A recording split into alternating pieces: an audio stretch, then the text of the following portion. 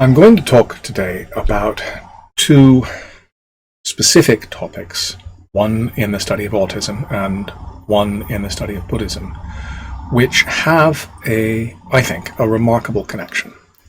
The topic in autism is called the double empathy problem, and the topic in Buddhism is the exchange of self and others, specific meditation. I'll need to define autism to begin with, because I think a good definition will help us get a long ways here.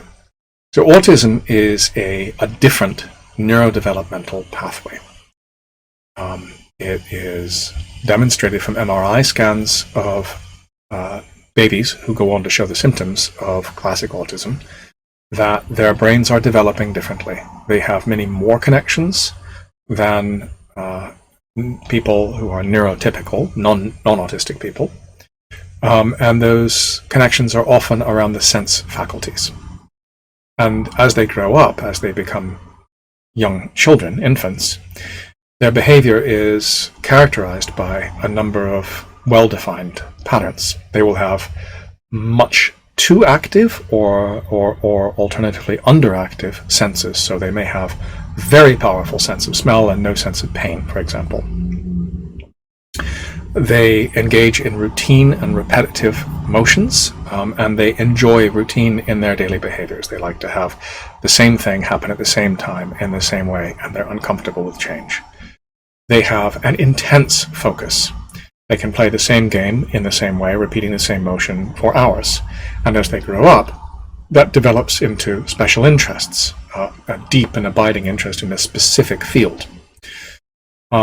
This leads to differences in communication, and sometimes really profound differences in communication. Many autistic people can't speak, or their speech fails them at certain moments. Some autistic people are very verbal. They can speak at a very high level at a very young age, but then suddenly they're unable to speak.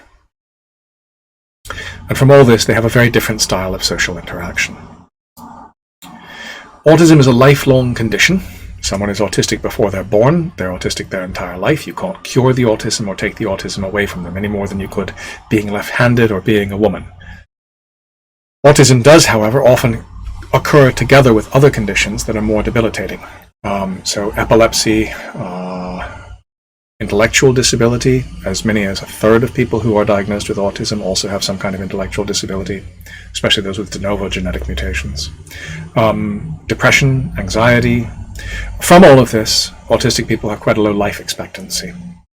At the same time, it is the case that many well-known figures in science, in art, are now known to be or have been autistic. They are great inventors, they are great innovators. They often discover or perceive or formulate things in a way that no one has done before.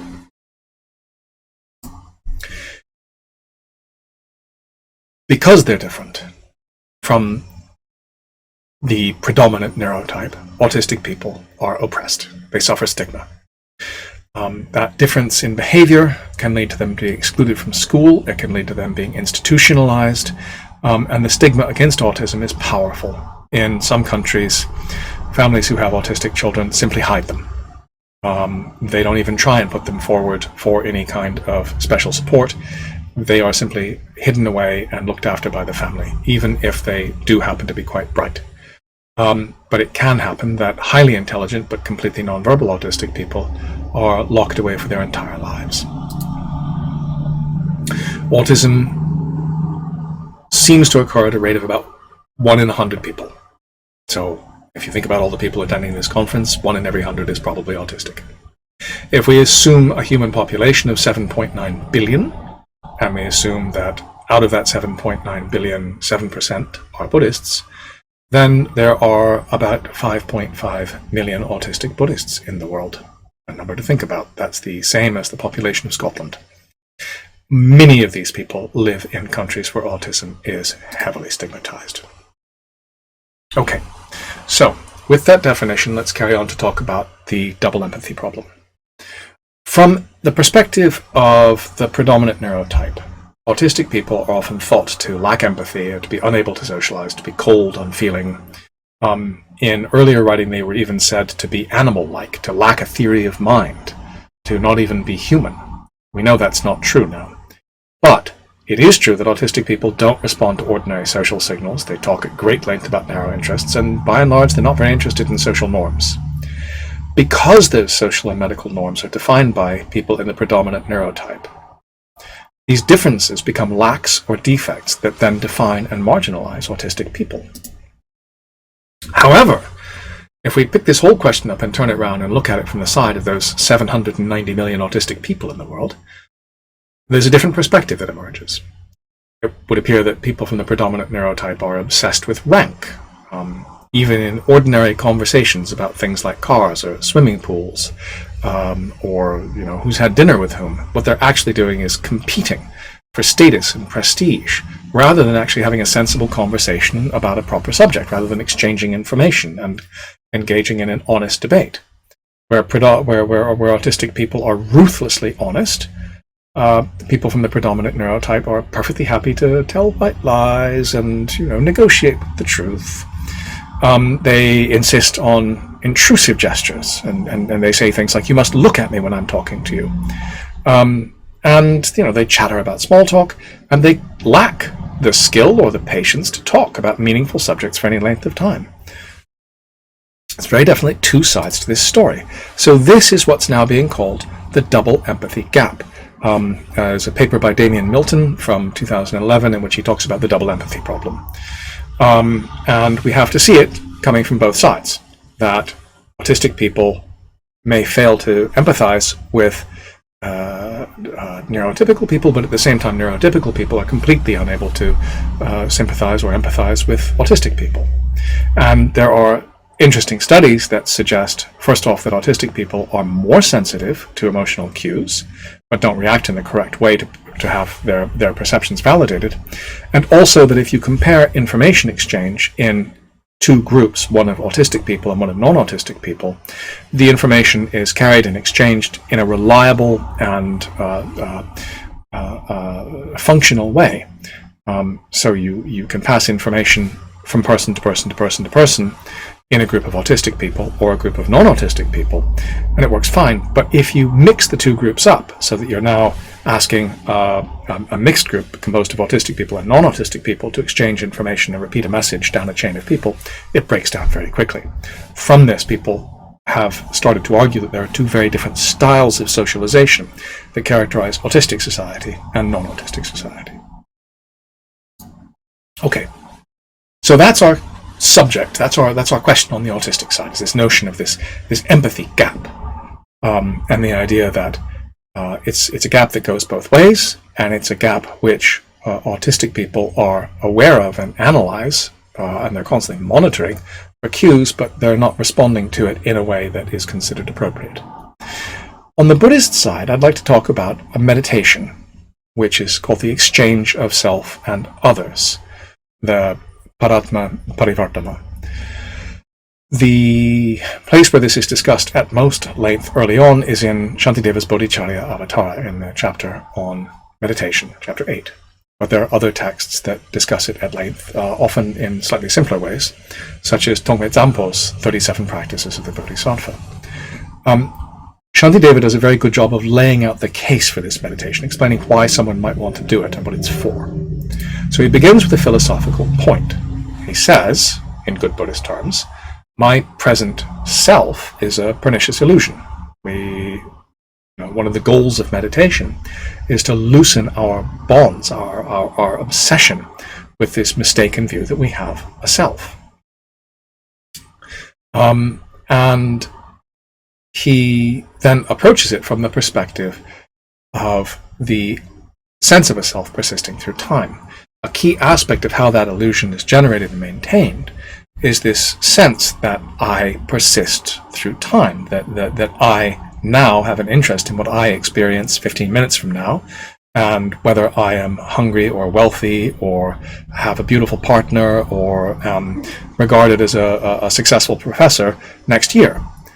But the point that Shantideva makes is that that's no more valid.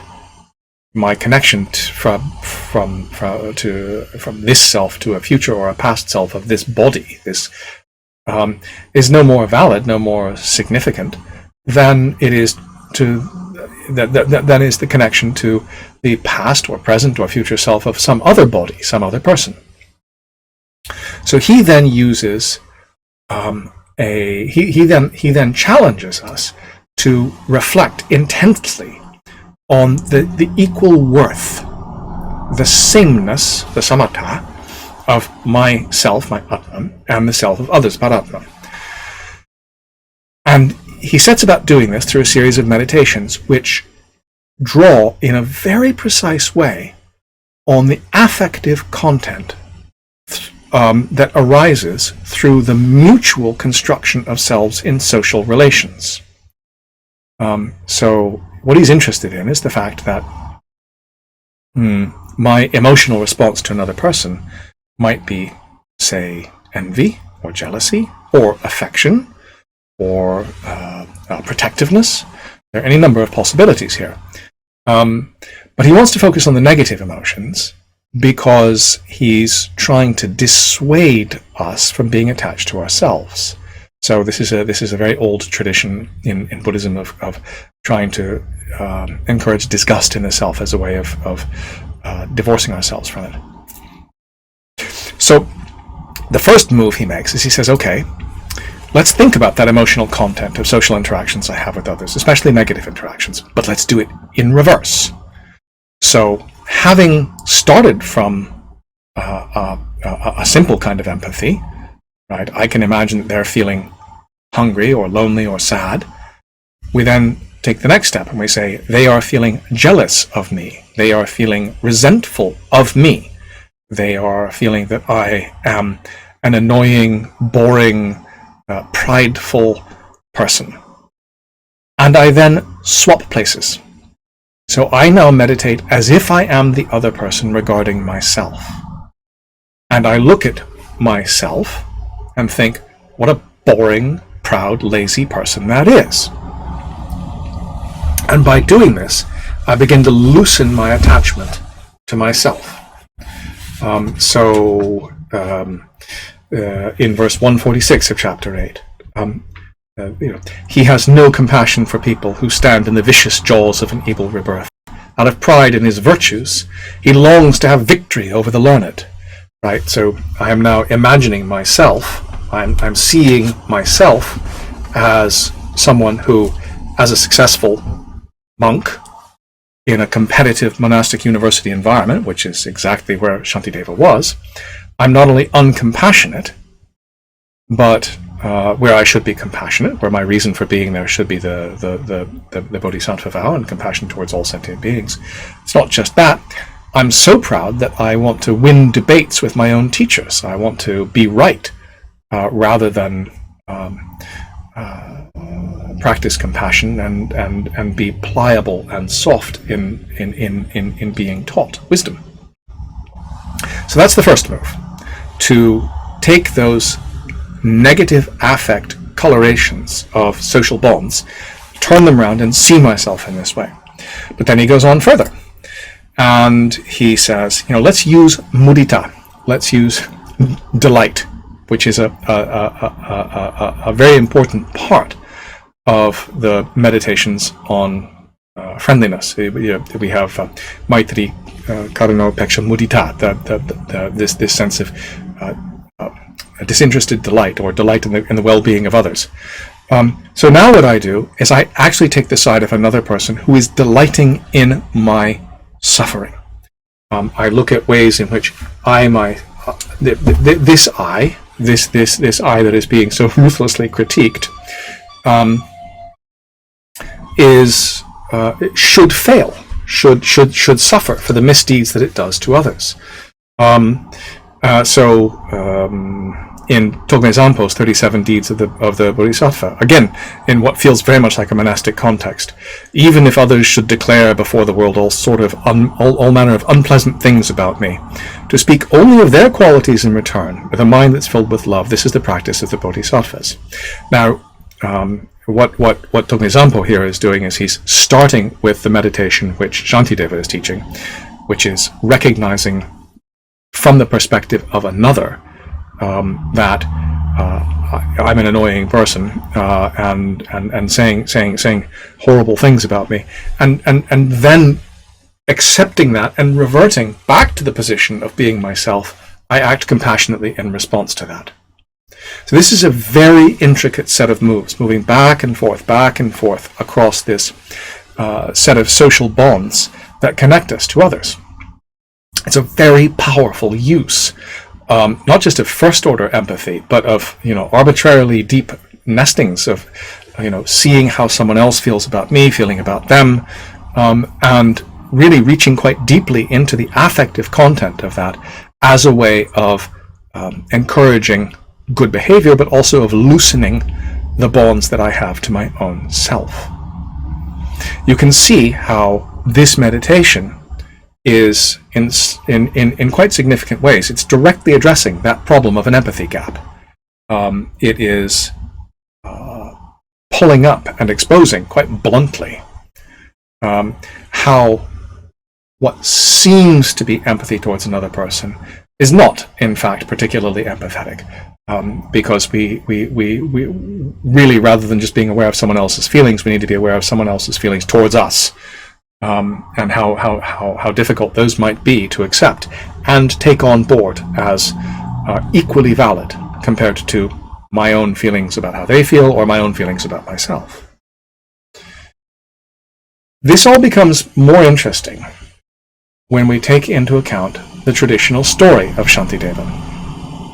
In the traditional biographies of Shantideva that are contained in the stories of the 84 Mahasiddhas, Shantideva is said to be a recluse, someone who other monks think of as being disgusting, strange, oddly behaved, antisocial.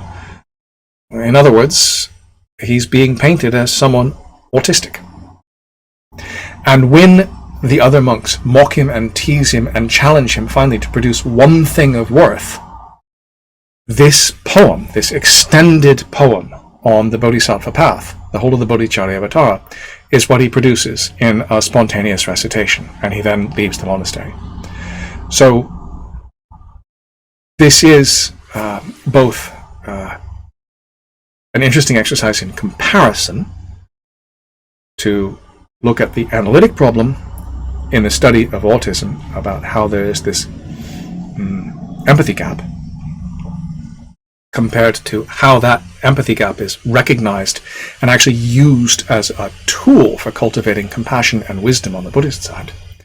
But it's also an interesting case of a very powerful tool for cultivating empathy and compassion and honest reflection that appears to have been composed by an autistic person.